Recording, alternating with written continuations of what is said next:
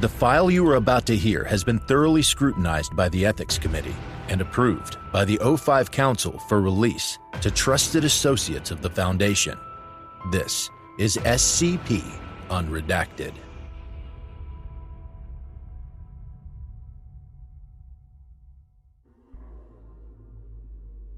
In January of next year, death row inmate Dante Lawrence McKnight will be executed by the state of Texas for the 1988 murder of his girlfriend, Christine Elizabeth Glenn. His case is well known for the absolutely bizarre defense he used on trial. He blamed Bigfoot for the murder. The jury, obviously, did not accept that defense and sentenced him to death, and the trial is regarded as little more than a strange legal footnote to most. In truth, I'm not convinced. I've always thought that McKnight was doing nothing more than using Bigfoot as a scapegoat. It's a pretty absurd legal argument, and the evidence for it wasn't particularly compelling. But I try to cover every paranormal true crime around, and this is definitely one of them. So for the sake of the spirit of Parawatch, I'll look into his argument. On June 10th, 1988, Dante McKnight and his girlfriend Christine Glenn left their shared apartment in Fort Worth, Texas, to go on a camping trip. Both were Bigfoot enthusiasts and had frequently told their friends in the weeks leading up to the trip that they were hoping to use the trip to spot the elusive creature. The plan had been to drive to New Alton Campground, 4 hours outside the Dallas-Fort Worth area, and to spend a few days in the wilderness. There had been recent Bigfoot sightings in the area, and it looked promising that they would be able to have a spotting of their own. According to McKnight, they did. McKnight and Glenn left their apartment around 11 a.m. on Friday. They had both taken the day off from work and were able to leave early in the day. Before leaving, they called a friend, Maxwell Mantell, and told him of their plans, including the campground they were going to and when they planned to return. They set off and arrived at New Alton Campground at 5 o'clock the same day. McKnight later said that it took them longer than 4 hours to arrive because they stopped for barbecue along the way, which was later corroborated by a witness who worked at the barbecue place. Upon arrival, McKnight and Glenn checked into the campground. Christine was seen alive at this point for the last time. 3 days later, a disheveled and bloody McKnight walks out of the woods and up to the door of the check-in cabin at the campground, where the parking and sleeping permits were obtained. He frantically bangs on the door and, in a confused and contradictory state, claims that his girlfriend was attacked by Bigfoot. He alternates between saying she's already dead and begging the park workers to help save her. Police arrived shortly thereafter, followed by an ambulance to take McKnight to the hospital. The officers then proceed to Glenn and McKnight's campground, where they find Christine's dead body. She's been beaten to death with a blunt instrument. Nothing that matches the wounds is found at the scene of the crime.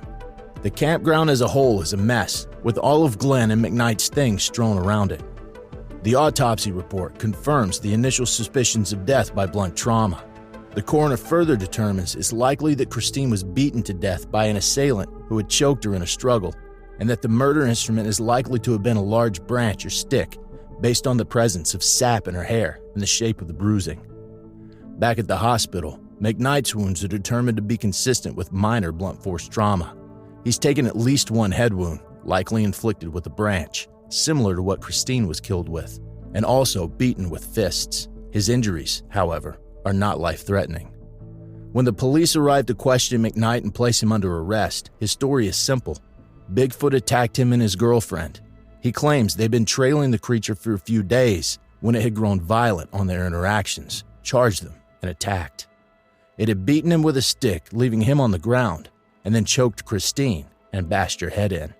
He was taken down by the initial blow, and then being unarmed, felt he couldn't fight Bigfoot and ran for help. The police obviously didn't believe his story.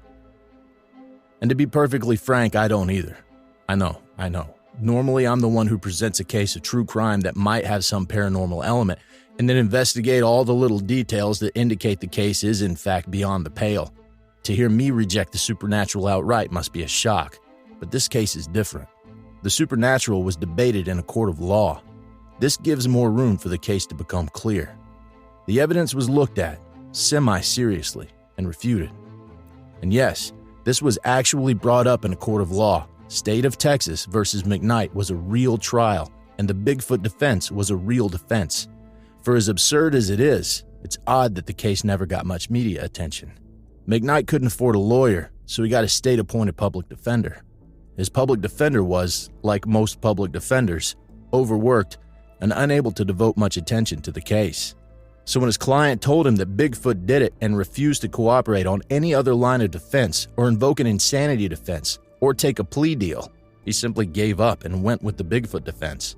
There wasn't any good forensic evidence to acquit his client, and it didn't seem like any better defense would materialize, at least for the amount of work he was putting into the case.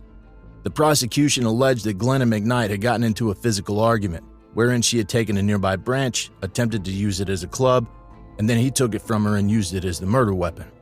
This was the source of McKnight's injuries, inflicted by Christine in self-defense from her attacker. McKnight used the same story he had given the police as defense. It boiled down to two key pieces of evidence: photographs that McKnight had allegedly taken of Bigfoot while at the campground, and long, coarse black hairs found at the scene of the crime. During the course of the trial, several photographs were produced, allegedly of Bigfoot. However, none of these photos are particularly clear. In the majority, the supposed Bigfoot is either out of frame or passing behind a tree. In the clearest, Bigfoot is standing at a considerable distance from the lens. It looks vaguely clear but could be another camper or wild animal. It's not conclusively Bigfoot. The coarse black hairs that were presented at trial were determined to not be of human origin, but the evidence came back that they were actually goat hairs. There's a small population of feral black goats in the nearby area, and although almost never spotted in New Alton, it seemed apparent that the hairs were from such an animal. In response, the prosecution pointed out various flaws with the defense's argument. Christine's body was found at the campsite, and it didn't seem to have been moved. If someone other than McKnight killed her, why the killer ambushed the pair there? McKnight protested that Bigfoot had followed them after being angered. But if that's the case, how did Bigfoot sneak up on them? Finally, the prosecution pointed out the footprints left at the crime scene. 2 sets of tracks were found, and only 2, those that corresponded to Glenn and McKnight. The namesake footprints that you would likely expect from Bigfoot were nowhere to be seen. Beyond the shoe prints, there was only a small set of hoof prints, apparently left by the shedding goat that had walked through the crime scene.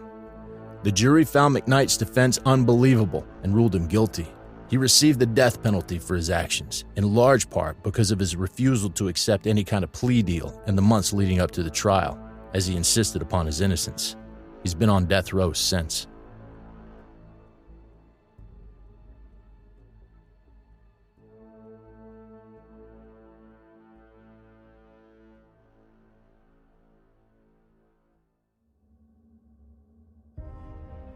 Thank you for listening. If you like what you hear, join my Discord community, hire me on Fiverr, or help support me by becoming a patron for as little as $3 a month. Regardless of tier, all patrons get early access to every single episode.